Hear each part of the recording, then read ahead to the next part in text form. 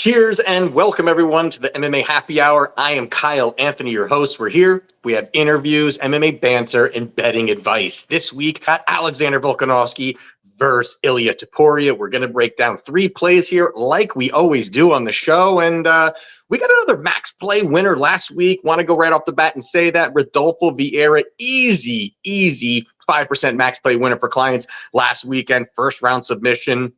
That one felt pretty damn good, I got to say about that. This week, do have another 5% max play up. Excited about it. Straight wager, feeling good. Got to keep it going. Been profitable this year. Ready to keep going and keep this going real quickly. We're going to take a little sip. And we're going to dive into it. We're going to dive right into it. Before we do, though, if you want to become a client, link down in the description. Right now, I've got 4 plays for clients. Gonna always have about 5 or 6 plays. Got some plus money in there. Of course, we're always looking for that plus money. And that's what we're looking to do. So if you want to become a client at Wagertalk.com. The other one, our sponsor, Underdog Fantasy Sports. You want to get into the fantasy side of things? They're always giving out a free $100 to anybody who is a new customer. Awesome site. Great stuff there on every sport. Of course, MMA. So check that out. I guess with that being said, let's dive into the main event of the evening between Alexander Volkanovski and Ilia Topuria. Before we do, take a little drink here in the MMA Happy Hour. All right, we're hydrated and we're ready to go. So here we've got Alexander Volkanovski. He's minus 125. That line has come down big time. Money has been pouring in on Topuria. No pun intended there. And things really are going where I think a lot of people were kind of a little bit surprised how much money has kind of come in on Topuria here. We've got the featherweight GOAT in Alexander Volkanovski. Pretty much beat everybody in the division. And the other side, you've got Topuria, well-rounded and a finisher. So looking at this situation here, I mean, the first thing here you look at is Topuria. I mean, the guy 14-0, 6-0 in the UFC, 6 wins in the UFC, 4 of them coming by finish. Really been impressive overall. The guy has looked good boxing, and that's one thing that is going to cause problems for Volkanovski is going to be that boxing range. That's really where Topuria can find a lot of success. He's got that hand speed, he's got that power, and that's where, if he starts slinging in the middle of the cage, I think Topuria could find some advantages there with how he's able to put things together. Also, if you're looking at it, the way that how good he is on the ground, you kind of almost forget, how good this guy is on the ground, the way he was able to go out there, finish Bryce Mitchell on the ground. He's a black belt in jiu-jitsu. The guy has really high level ability when it comes to that ground game. So you kind of forget about that because how good he has looked on the feet. Now, you're looking at this here, you can say a lot of great things about Topuria, and I'm going to try to cut to the chase here. I think the first thing when you're looking at Topuria is kind of his rise, kind of what's happened as he moved up into into where he is right now into title contention. And if you're looking at strength of schedule, I mean, it's just not going to be close by any means. Now, obviously, it's because Topuria is, kind of the new guy, rising to this situation. And then obviously Volkanovski has been, the champ for a while, has been able to kind of fight all the top guys. So obviously strength of schedule is going to be different. But you got to kind of look at it, and the styles at which these fights were won or lost, I think is critical in breaking down any kind of fight. And you look at Volkanovski, obviously he has beaten just legends. I mean, some legendary, he's beat Aldo, he beat Max Holloway twice, or, impressive. He beat, or 3 times. He beat, Brian Ortega. He goes out there and beats Yair Rodriguez. I mean, these are some great wins. And even Yair Rodriguez, a lot of people thought the range and the kickboxing and all these things would be tough for Volkanovski. And he goes out there and just absolutely dominates, gets that victory. Now, Topuria on the other side of things, is a little bit different. And I think it's just so many one-dimensional fighters that he has faced over the last 4 fights that really has got him to this point. And the first one is Ryan Hall. Now, this guy is a complete jiu-jitsu nerd. I mean, this guy don't have any striking. I mean, 0, nothing. I mean, you guys watching this probably have better striking than Ryan Hall does. I mean, the guy is elite when it comes to grappling, has 0 wrestling, has 0 striking, and it's just a great situation for Topuria. He can defend takedowns pretty easily. He's a far more better striker, and he was able to get that finish pretty damn quickly and look good doing it. On the other side here, the next one, a little bit of a suspect situation here with Ja Herbert. Now, this was another fight where, Herbert, chinny guy, hasn't really looked that great overall. And he goes out there in that first round, lands a massive head kick, drops Topuria, almost finishes Topuria. I mean, that is a red flag to me quickly. Now, obviously, it was a great kick and all these things you could kind of throw in there. Hey, it was well timed, all these things. But, that's not the greatest look. First round almost got finished by Herbert. Herbert, and then obviously, of course, credit to Topuria. He came back in that second round and absolutely starched Herbert. But that was expected. That this was expected. Herbert. I don't. He's 1-2-1 over the last 4 fights. His only victory is against Kyle Nelson. I mean, not the greatest showing, and he almost beat Ilia Topuria. Not the greatest look, but again, credit to him coming back, battling, and getting that victory. Next, he fought Bryce Mitchell. I mean, Bryce Mitchell is another guy where strong wrestling, not very strong wrestling in general, just skill-wise, but not very physically strong. Another guy with 0 striking, does not want to strike, and it's a great stylistic matchup for Topuria. He's able to defend the takedowns. He's able to be aggressive on the ground with his jiu-jitsu. So many things go in his favor, and that's why we bet Topuria in that spot too. He goes out there and gets that submission victory against Bryce Mitchell, and then most recently he fought Josh Emmett. Now, obviously Josh Emmett is coming off that brutal knockout victory over Bryce Mitchell, but he's 38 years old. He's held to the one big shot. He does have somewhat good boxing, but he does have good boxing, but all it is just big hooks. It's just big power hooks. If he can land the bomb, he wins. If he misses it, he loses. It's very difficult for him to do much else. He's not a wrestler. He is a wrestler. He just doesn't wrestle.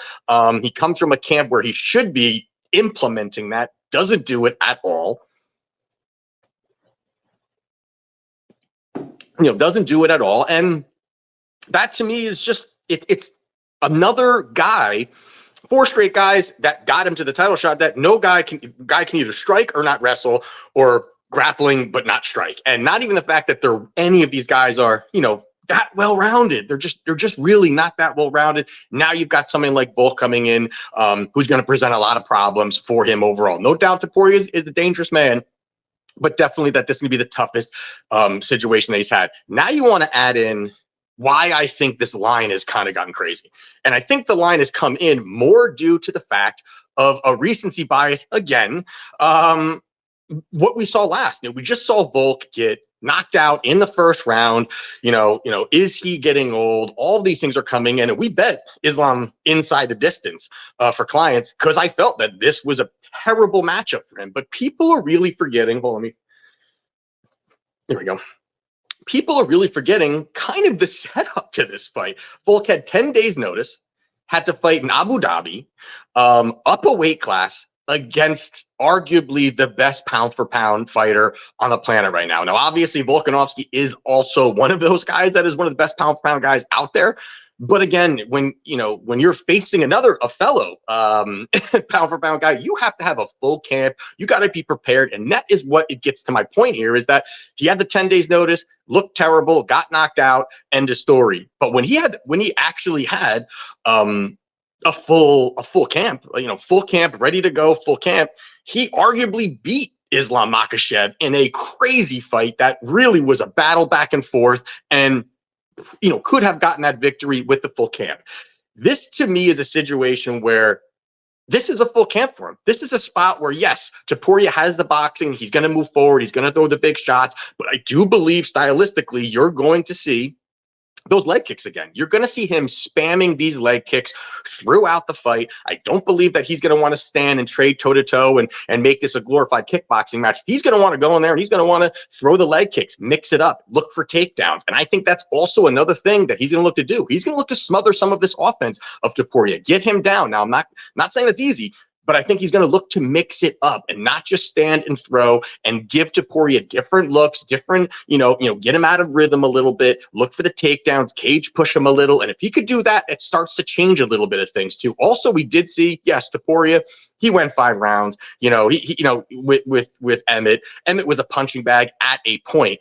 But that's not going to be the situation with Volkanovski. He's going to have those leg kicks. He's going to be able to mix it up. I think all these things are going to start to really go towards him in this spot. And if you even look at just kind of the strikes thrown per minute, you got or landed per minute. It's Volkanovski 6.19 significant strikes per minute, and you got Topuria 4.44. Now, obviously, those are stats, but it just adds another layer to where Volkanovski can go out, find this victory. So I like Alexander Volkanovski here. I think that Topuria has an opportunity at a point to become a champion. I think he's still a top level guy, but at this line, at this current line of -125, there's still -120s out there. I think this is an absolutely no-brainer betting Alexander Volkanovski in this spot. Do I think he's washed? No. I think it's going to be competitive in certain spots, but I think Volkanovski is going to show he is the next level. Topuria is not there yet, so I do like Alexander Volkanovski to get the job done, -125. Now, the next one we're going to talk about here is Merab Dvalishvili versus Henry Cejudo. And in this spot here, this is another one that I think is really, really interesting. Now, this could be possibly a glorified kickboxing wrestling match. This is one where obviously we know what both these guys are looking to do, right? They're going to look for the takedowns. They're going to look to get control time. They're going to look to kind of, keep that top dominant position. There's going to be a lot of scrambling. There's going to be a lot, it's not going to be this fight where you're going to see too much standing. At least I don't think so. I think they're going to mix it up, but I don't really think so. Now, the one thing for me here, and the key that obviously anybody who's breaking this fight down may actually say, is that how Merab could get this victory. And I think it's obviously the wrestling and weaponizing that cardio. Now, there's going to be shots, all right? There's going to be different things here that kind of get into it. And first is going to be he's 37 years old and Henry Cejudo. And we're going to touch on that in a minute. But you've got that layer of it where he's definitely on the end. I mean, retired, came back, but at the end of his career, 37 years old, he's still a name. Former 2-division champion, has a lot of name value, of course. But what we have seen from Merab really elevating his skill set. I mean, not just the striking, but also the continued increasing of getting better positionally, getting better pushing forward, mixing in the takedowns behind some strikes, not just blindly, looking for takedowns. These naked shots that he's taking, these are going to be opportunities for him to kind of mix up. And we saw, I thought was so impressive when he fought Peter Yan. And this was a spot here where I'm sure you've heard this stat. A couple people have been, I'm sure this is all over the place. 49 takedown attempts in one fight. That is mind-boggling. That is the fact that he's able to do that over a 5-round fight, continue to push, continue to just level change is really impressive overall. And he was able to get 11 takedowns, was able to secure the victory. But the thing that was most telling is really the fact that not only that he got these takedowns, but that he kept going and he smothered the shit out of Jan's offense. I mean, Jan couldn't do a thing. He was up against the fence. It's almost like what he did with Aldo when he fought when Merab fought Aldo. I mean, pretty much in that spot. I mean, Aldo was able to defend some takedowns and but he's able to just keep you there, hold you there, not allow anything else to really happen. And it's impressive enough that's it's not the sexiest way to win. It's not the sexiest way to win, but it's positionally so damn good and hard to get out of and hard to breathe and just smother you and drown you in those positions there. The other thing that I thought was interesting about this was the output. The output was there. You have 49 takedown attempts against Peter Yan. He had thrown 400 total strikes. 400. That's like mind-blowing that he was able to do that. And that just shows, again, he's leveling up. He is leveling up, and I think that's what we're seeing in these spots, is that he is leveling up. And again, just touched on it. He was able to he didn't take down Aldo. Aldo, incredible defense. More in that fight was an ugly fight anyway. Aldo pretty much just kind of played to the, I'm not going to get taken down, but I'm also not going to throw any punches to get taken down. It was kind of an ugly fight for Aldo, but he got no takedowns. But even in a 3-round fight, Merab threw 230 total strikes. I mean, he's pushing that pace. He's grinding on you. He's keeping you there. He's cage pushing, and the pace that he puts out is just surpassing anything that anybody can do. So that, to me, a lot of good things. And you're seeing Merab kind of coming into his prime. He has this an amazing presence on social media, but he's also coming into his own in the cage. And just what, all those guys over, I got to say, my guy over, Longo, Ray Longo, he's doing his thing over there. But what they've been able to do to kind of get him to continually elevate. Now, on the other side here, you've got Henry Cejudo.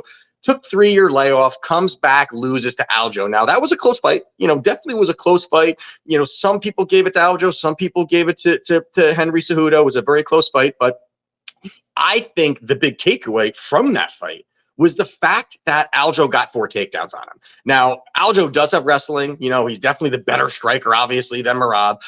But the fact that he was able to get a couple takedowns and smother him a little bit, yes, Cejudo got back up and those kinds of things. But if he's able to do that, Merab, I think, is going to be able to do that on a much higher level, at a higher rate, and just repetitively over and over and over again in a rinse and repeat kind of thing. And I don't really see where Cejudo can get his offense off. That's the issue here. There could be rounds where it's just kind of hugging. It's kind of Merab, positionally winning. Maybe Cejudo kind of manipulates his way back to space. They're back to grappling again. And who's gonna kind of win that dynamic? I think that's what's going to be very interesting to see how that all plays out. But I think Merab, having the youth, having the cardio, those are the things that are going to, both the wrestling is going to be top notch, but I do think that Merab's gas tank is going to be a big part of this. Now, if you also look at the 3, sorry, I think my camera's fucking up. If you also look at the last 3 fights before Henry Cejudo retired for 3 years, were very favorable matchups too. Now, I'm not knocking his run, but you've always got to look back, and going back and rewatching tape. Obviously, that's part of this whole thing. And he knocked out TJ Dillashaw, who was coming down in weight, looked like absolute shit. Augusta Win could have knocked him out that night. And Cejudo lands a shot, fight ends in 30 seconds. Okay, there's that. Next fight, he beat Marlon Moraes, knocked him out. Welcome to the club. Everybody knocks out Marlon Moraes. The guy, what do you have, 6 straight knockout losses before he retired. So then there's that. And then he fights Dominic Cruz. Obviously, Cruz, legend, former champion, but this is after 4-year layoff for him. And he came back, didn't look that great, and lost. So, and then he comes back after 3 years and loses to Aljo. I just think this is a spot where the pace, the pressure, the forward momentum, the age, all these things are really going to start to play into really what Merab is going to want to do and positionally win. And it may not be exciting. It may be more control time, but I think he's going to edge this out. Now, obviously, you have Merab. He's minus 210 in this spot here. I like Merab via points, minus 125. I think it's a great number. He's on a 9-0 run in the UFC. 8 of those came by decision. I think this is a very generous number for a guy of his main path being the decision. I like it. I think the spot makes sense. So getting off the minus 210 number, we're taking Merab via points, minus 120. All righty. And the last one here is going to be Amanda Lemos, minus 135 against Mackenzie Dern, plus 110. Let's get this beer down. All right. So in this spot here, now, both these females are coming off losses. They're both, you had Dern, she got absolutely beaten to shit against Jessica Andrade, which a fight I was at MSG. And I did bet Jessica Andrade there. I thought that there's no way she's getting the takedowns. And if she stays on the feet, Andrade is going to have way bigger power, better striking. a lot of things. It didn't really set up well for Dern and her path. And there was a point where Dern felt that power of Andrade and just wanted out. She wanted no parts of that fight. And then you look at the other side here, you've got Limoges. She went out there, fought 5 rounds against Weili Zhang. Weili basically ragdolled her for 5 rounds, kept her on the ground, out-wrestled her. She looked lost for the entire fight. And Weili Zhang ends up getting that victory. But I think the first part about this that kind of gives you a lean to one or the other is really the age here. Now you've got, Limoges is 36, soon to be 37 at this division, and is just not a good thing. It's already a red flag when you've got someone of that spot. Plus the fact that the cardio. She has had suspect cardio, and it's not going to get better at this point in her career. Absolutely not. And you've seen her early. She's throwing shots. She looks good. She's moving around. She's hitting the range. She's doing her thing.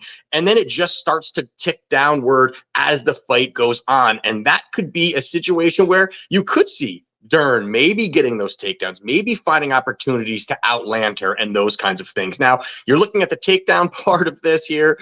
Obviously, we know Dern, her takedown is shit. It's 14% in the UFC, not very good at all. She has shown to really be, lackluster when it comes to that part of her game. 55% success rate on defending takedowns for Limoges. She at times has looked good, has looked bad on some of those things, but definitely Weili is far better of a wrestler and an overall fighter than Dern is, but it shows an opportunity to maybe get a takedown, and it could be one takedown for Dern, and the fight could be over. I mean, that's obviously the elite level that Dern is, and I think that's going to be an interesting part of this fight. Now, the key factor for me looking at this fight is not just going to be the takedowns. And I know that's a big talking point for most people. Hey, if Dern gets a takedown, the fight's over. Dern gets it. I actually kind of look at it as, even if this fight stays on the feet, I like Dern. I mean, I think that Mackenzie can do a lot, where her key to this is going to be pace and volume. Absolutely, her key to this is pace and volume, pushing forward. And there has been a big gap between really what Dern has been able to do and her output compared to what Limoges has done. She had really, recently not having big outputs, very, very, lapses in action for her. And someone like Dern, who will be active, who will march forward, who, even if she's getting hit, she's moving forward, she's throwing shots, she don't give a shit. She's coming forward and she's throwing the big shots, and that has worked for her in certain spots. And in this spot here, where Limoges may not have the ability to kind of go out there and keep the pace going. The cardio may turn down for her. The volume is not going to be very high for her either. I think that's going to be a problem. So these are the things where the difference maker for Dern is just staying on her, marching forward, throwing the volume, keeping in her face. And, contrary to what a lot of people think, I don't think Dern's striking is that bad. She's it's not great, but it's not that bad. And I think the threat of those takedowns really opens up opportunities even further for Dern, that it's not just her boxing is her boxing getting better, is her striking getting better, but everyone's so damn terrified of being taken down that it can open up opportunities. Even if she doesn't get a takedown, give the look, throw her out of rhythm, dictate the pace of the fight. And that could open up opportunities for her, because I really don't believe that Limoges is going to keep with the pace. I think she's going to get tired. I think there's going to be issues for her in this spot. First round could be a little iffy, but I think Dern can really pick it up in that second and that third round. And if there is a takedown at any point, she probably either banks the round or finds a finish. That's just how the level that she does have there. So for me in this spot here, I'm taking the plus money. I'm taking Mackenzie Dern. Right now it's about plus 110. I like the price. We're taking it. Mackenzie Dern to get the victory, plus 110. So there you have it for UFC 298. And those are the plays. I'm excited, man. I'm really looking forward to this one.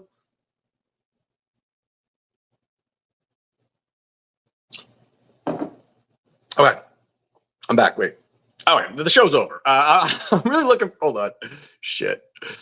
I'm really looking forward to this one. Going to be a good one. If you want to become a client, link down in the description. And there you have it. Let's kick some ass this weekend. Hit that 5% again. And let's cash.